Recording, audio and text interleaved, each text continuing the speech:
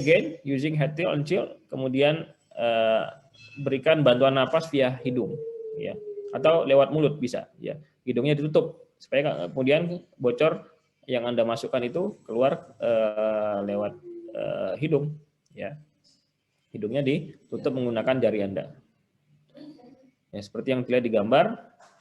Kemudian penolongnya harus tarik napas dulu, kemudian hembuskan sekitar 1 detik saja. Udaranya sudah dihembuskan ke dalam jalan napasnya pasien.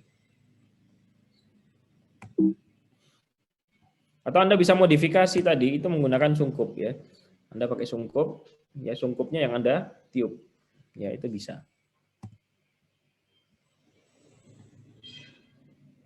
Kalau dia untrained, ya, tidak bisa, udah CPR aja, terus saja CPR aja, nggak usah dimaksa mau sini membuang waktu, ya, karena membuang waktu lebih berbahaya dalam kondisi emergency.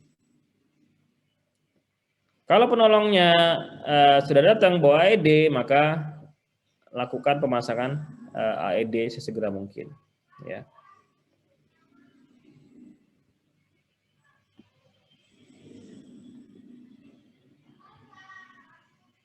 Kemudian berikan shock, ya, dengan AED tadi.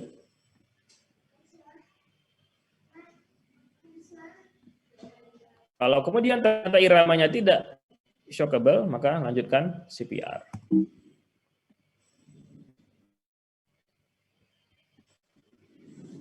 Kalau nggak ada AED, tetap lanjutkan CPR, ya. Kalau pasiennya unrespon tapi bernapas secara normal, ya, napasnya normal, tapi hanya nggak sadar aja, pulsnya ada, napasnya normal tapi pingsan nggak sadar, ya. Kemudian sudah dipastikan bukan cardiac arrest, maka posisikan pasien ini kalau Anda sendirian, ya, recovery position namanya, recovery position. Nanti Anda bisa lihat di ini, ya. Itu pertama kali kakinya yang satu ditekuk, ya. Kemudian tangannya ditaruh begini, ya.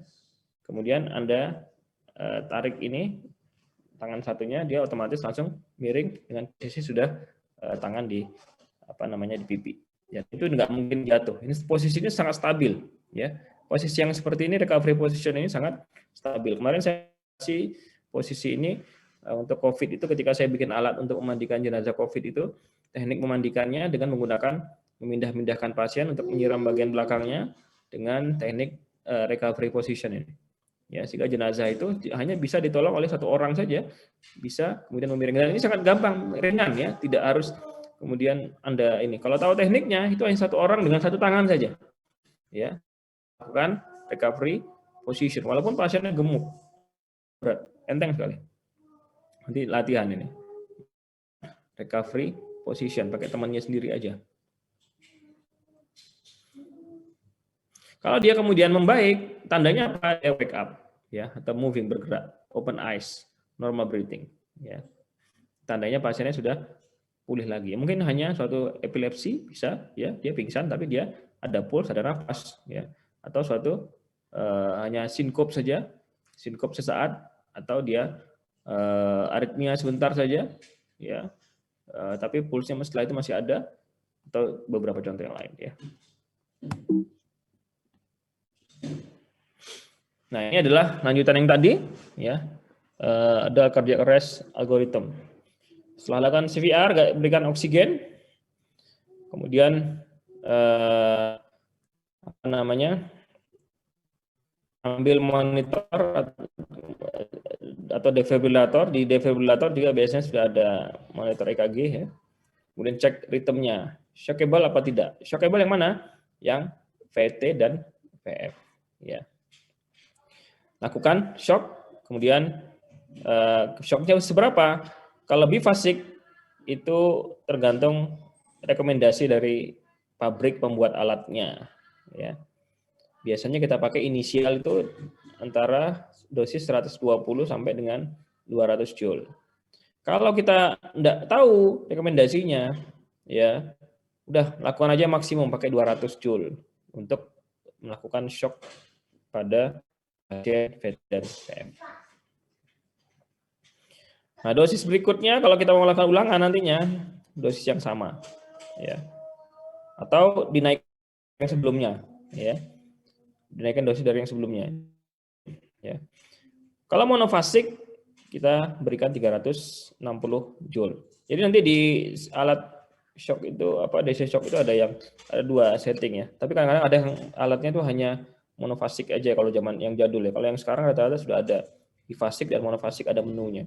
Kalau Anda pakai settingan yang bifasik, lakukan yang 120 sampai 200 joule. Atau kalau Anda nggak tahu, langsung yang tinggi aja 200 joule maksimum. Nah, kemudian kalau yang monofasik Anda gunakan yang 360 joule pada pasien yang cardiac arrest, ya. Tapi nanti kalau pada pasien misalkan aritmia yang lain itu nanti ada masing-masing ya, beda.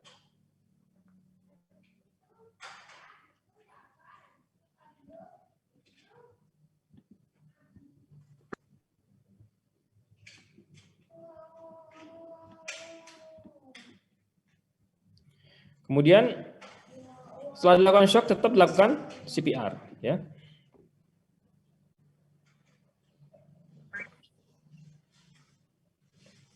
CPR selama 2 menit. Mana 1 menitnya sekitar 100 sampai 120 kali. Ya. Juga sama kalau dia asistol, maka langsung CPR saja dan berikan epinefrin tiap 3 sampai 5 menit. Ya. Cek kemudian rhythm. Kalau dia shockable atau tidak, ya kalau dia shockable maka dilakukan shock. Kalau tidak, maka lanjutkan CPR dan epinefrin. Ya. Saya kira Anda paham ya titiknya. Jadi lihat iramanya, kalau shockable or not. Kalau shockable, dia lakukan shock. Kalau non-shockable, dilakukan CPR plus epinefrin. Kalau kemudian setelah dikasih CPR dan epinefrin, dia kemudian irama jadi shockable, maka lakukan shock. Kalau dia non-shockable, maka lanjutkan CPR dan epinefrin. Itu prinsipnya.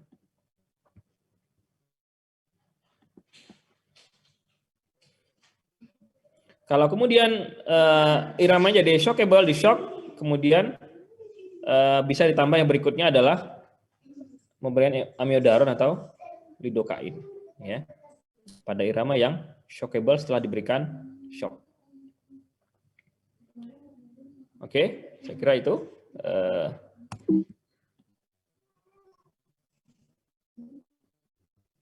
Ini beberapa hal yang tadi berkaitan dengan CPR ya. Yang tidak boleh adalah mengkompresi lebih rendah dari 100 atau kurang dari lebih dari 120 ya. Kemudian kompresinya tidak boleh kurang atau tidak boleh lebih ya. Bertemu di atas dada di antara kompresi yang dilakukan. Tidak boleh jeda. Kalau Anda misalkan minta ganti, capek ya. Capek, itu penolong harus sudah standby di belakang sebelum nanti yang penolong pertama tadi meninggalkan pasiennya. Jangan kemudian tinggal masih nyarinya sini enggak. Dia sudah siap. Begitu ini tinggal tangannya sudah pindah, kemudian melakukan kompresi lanjutan. Tidak boleh menghentikan kompresi lebih dari 10 detik ya. Ini karena macam-macam nih, karena nyari obat, karena manggil teman, karena ini nggak boleh ya. 10 detik percuma ya. Memberikan ventilasi berlebihan nggak ada gunanya, karena persoalan pada cardiac arrest ya, terutama yang kausanya adalah kardiak, maka itu asumsinya oksigen belum dipakai. Oksigennya di dalam darah masih ada dan belum dipakai karena nggak ngalir darahnya. Yang tadi sudah saya jelaskan, saya kira. Oke.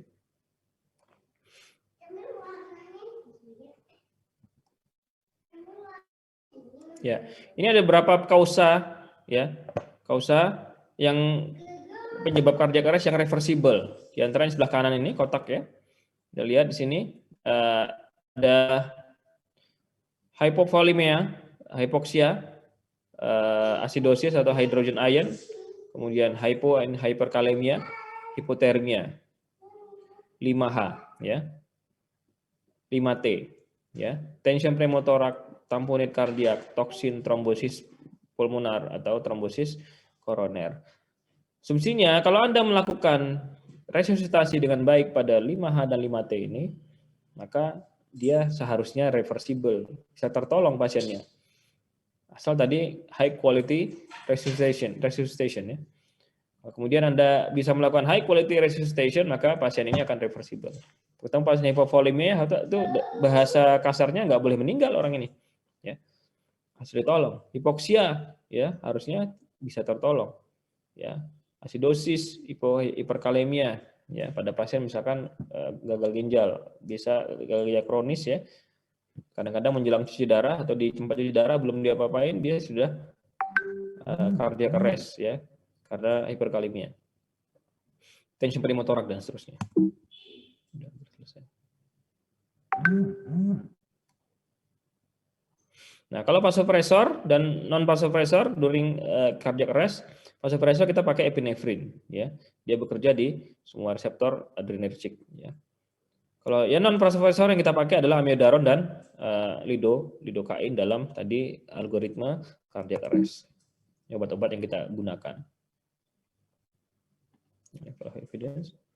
Untuk airway ya, tadi kalau paling basic kita lakukan manuver triple manuver ya, jaw thrust, kemudian chin lift atau head tilt ya. Tapi kalau dibutuhkan nanti untuk resusitasi yang lebih advance, kita menggunakan endotracheal tube atau endotracheal intubation, atau kalau enggak kita bisa menggunakan supraglottic advanced airway, misalkan LMA ya. Tapi LMA berisiko kalau kemudian tidak bisa lama-lama karena nanti kalau misalkan dia ada lambungnya ada isi bisa regurgitasi dan aspirasi. Kita bisa menggunakan kapnograf ya. Kemudian dengan kalau kita menggunakan ET ya, kita bisa memberikan 10 kali ventilasi dalam 1 menit ya. Tadi kalau kompresi, kalau kita nggak pakai ET ya, itu kan 2 kali, 30/2 ya. Berarti dalam 1 menit kita hanya berikan 2 ventilasi ya, karena susah. Tapi kalau sudah terpasang ET, ya Anda sudah pasang ET yang intubasi tadi sambil kompresi, sambil ada yang intubasi ya. Kemudian ET-nya sudah masuk dengan benar ya, sambil terus kompresi, ET-nya masuk dengan benar, maka ventilasinya berapa kali? 10 kali per menit sambil terus dilakukan resusitasi.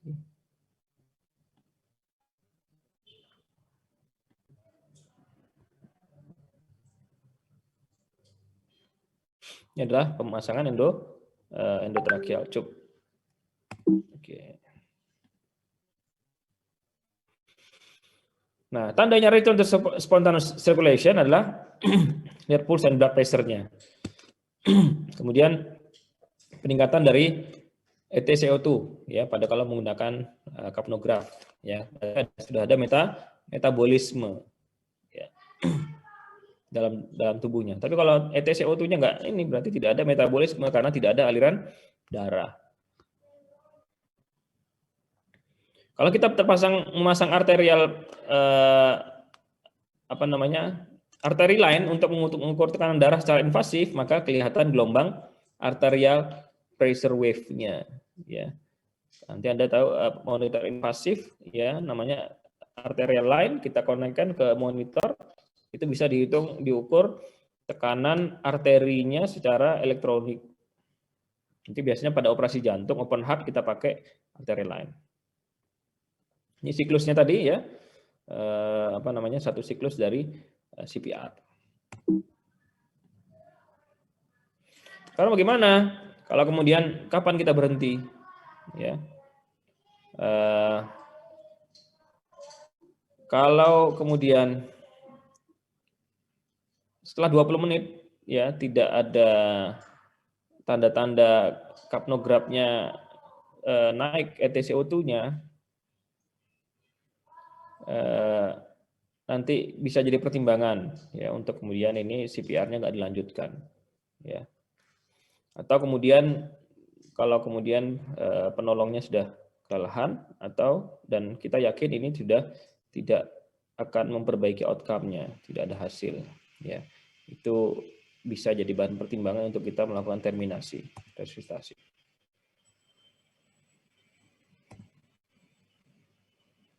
Oke. Cuma habis waktunya.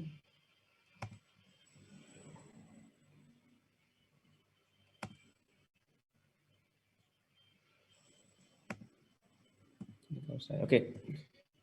Silakan kalau ada pertanyaan bisa ditanyakan. Waktunya sudah hampir habis.